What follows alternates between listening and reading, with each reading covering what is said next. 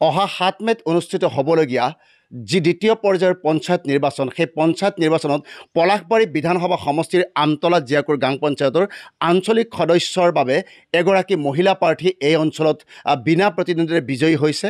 বিনা প্ৰতিদ্বন্দ্বিতাৰে বিজয়ী হোৱাটো ডাঙৰ কথা নহয়, কাৰণ এইটো এটা এনেকুৱা গুৰুত্বপূৰ্ণ কথা যে এইগৰাকী মহিলা প্ৰাৰ্থীৰ নাম শুনাৰ লগে লগে ইয়াত বিৰোধী বা কোনেও নিজাকৈ প্ৰাৰ্থী প্ৰক্ষেপ নকৰিলে। মই ভিডিঅ' জাৰ্নেলিষ্টক পোনে পোনে সেই দৃশ্য দেখাবলৈ অনুৰোধ কৰিছোঁ। এইসকল ৰাইজে নহয় আৰু বিভিন্ন আমতলা জিয়াকুৰ গাঁও পঞ্চায়তৰ বিভিন্ন ৰাইজ আছে জড়িত, আৰু এইগৰাকী প্ৰাৰ্থীৰ নাম হৈছে মল্লিকা বৰ্মন মেধি, আৰু তেখেতৰ স্বামী এগৰাকী বিজেপিৰ নিষ্ঠাৱান কৰ্মী। তাৰোপৰি তেখেতৰ যি পিতৃও আছিল এটা সময়ত বিজেপিৰ পতাকাখন, তেতিয়া কংগ্ৰেছ চৰকাৰ, চৌদিশে কংগ্ৰেছৰ জয় জয় মই তেতিয়া অকলে বিজেপিৰ পতাকাখন ধৰি ৰাখিছিল।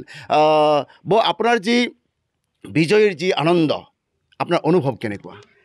বিজয়ৰ যি আনন্দ সেইটো মোৰ মানে কি ক'ম আৰু, বুজাবৰ মানে ভাষা নাই। মই আজি কোনো প্ৰতিদ্বন্দ্বী নোহোৱাকৈ আজি মই আমতলা জিয়াকুৰ গাঁও পঞ্চায়তৰ সমূহ ৰাইজবাসীয়ে বা জিয়াকুৰৰ সমূহ ৰাইজবাসীয়ে মোক যেনেকৈ আজি কোনো প্ৰতিদ্বন্দ্বী নোহোৱাকৈ জিতালে, তাৰ বাবে মই সমূহ ৰাইজবাসীলৈ বহুত আন্তৰিক শুভেচ্ছা জনাইছোঁ, জ্ঞাপন কৰিছোঁ মোৰ ফালৰ পৰা, আৰু আগন্তুক ৰঙালী বিহুৰ শুভেচ্ছা জনাইছোঁ। মই মানে কি ক'ম, মোৰ ভাষা নাই যে মই আজি কোনো প্ৰতিদ্বন্দ্বী নোহোৱাকৈ মই আমতলা গাঁও পঞ্চায়তৰ পৰা জিকি আহিলোঁ।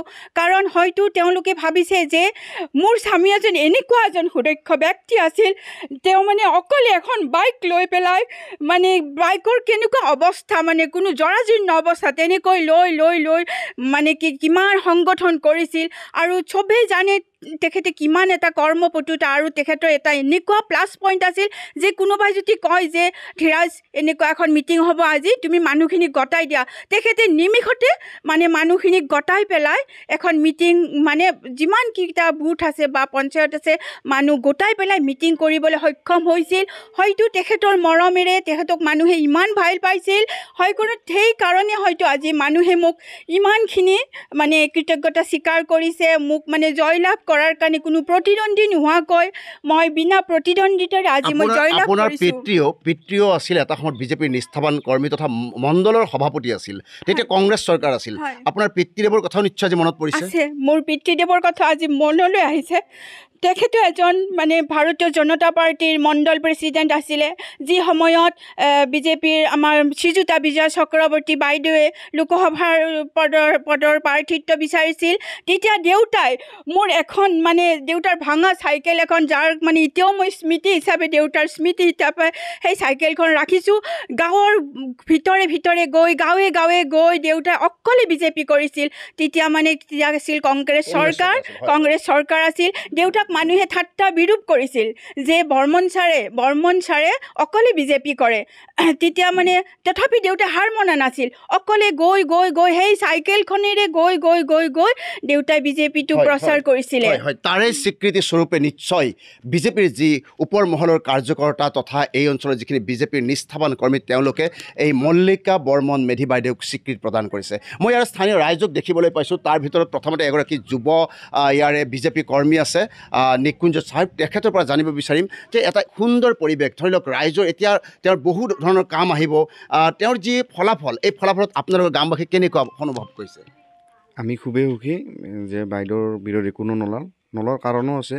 বাইদেউৰ স্বামী ধীৰাজ মেধি, তেখেত বহুত পুৰণা কৰ্মী হয়। তেখেতে দলটোৰ কাৰণে যিমান ত্যাগ স্বীকাৰ কৰিছিল, তেখেতৰ দেউতাকে যিমান ত্যাগ স্বীকাৰ কৰিছিল, তাৰে প্ৰতিদান স্বৰূপে দলে আজি তেখেতক প্ৰাৰ্থী দিছিল। আৰু প্ৰাৰ্থী দি তেওঁ খেলা গম পাই বিৰোধীও কোনো অপোজ নকৰিলে, দল প্ৰাৰ্থী প্ৰক্ষেপ নকৰিলে। হয় অত্যন্ত এটা গুৰুত্বপূৰ্ণ কথা যে তেওঁ প্ৰাৰ্থী প্ৰক্ষেপ কৰা বুলি শুনি বিৰোধীও যেন ইয়াত হাত দিবলৈ চিন্তা কৰিলে, আৰু তেওঁৰ শুভকামনা সকলো থাকিব। তথাপি এগৰাকী বিজেপিৰ জ্যেষ্ঠ নিষ্ঠাৱান কৰ্মী আছে, তেখেতৰ পৰা জানিব বিচাৰিম আপোনাৰ গাঁৱৰ পৰা তথা আমতলা জিয়াকুৰ গাঁৱৰ পৰা বিনা প্ৰতিদ্বন্দ্বিতাৰে মল্লিকা বৰ্মন মেধিয়ে বিজয়ী হৈছে।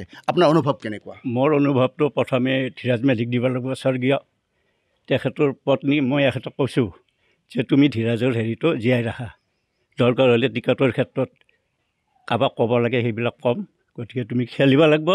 এওঁ পাছত কেতিয়াবা কমিও যায় আৰু বোলো নহয় তুমি খেলিব লাগিব, মই আছোঁ না লগত। গতিকে এওঁ প্ৰথম কৃতিত্বটো দিব লাগিব স্বৰ্গীয় ধীৰাজ মেধিক, তাৰপিছত ৰাইজক, তাৰপিছত মল্লিকা মেধি।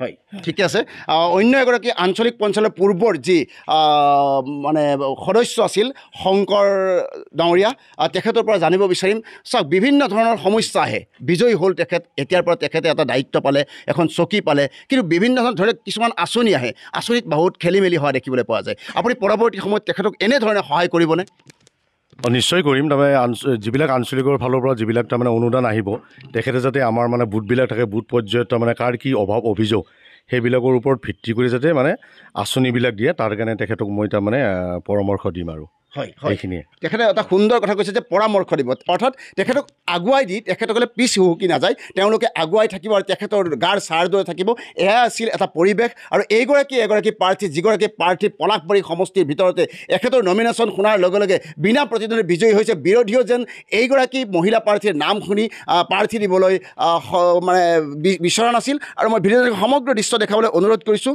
ইমান সুন্দৰ এটা পৰিৱেশৰ মাজত তেওঁ ল'ৰা ছোৱালীক ডাঙৰ দীঘল কৰিছে অতি সুন্দৰভাৱে এই অনুষ্ঠানটোৰ এটা বিশেষভাৱে আমাক আমন্ত্ৰণ কৰিছে আৰু এইখিনিয়ে পৰৱৰ্তী হওক আৰু পৰৱৰ্তী সময়ত যাতে এখেতৰ জয় জয় ময় হওক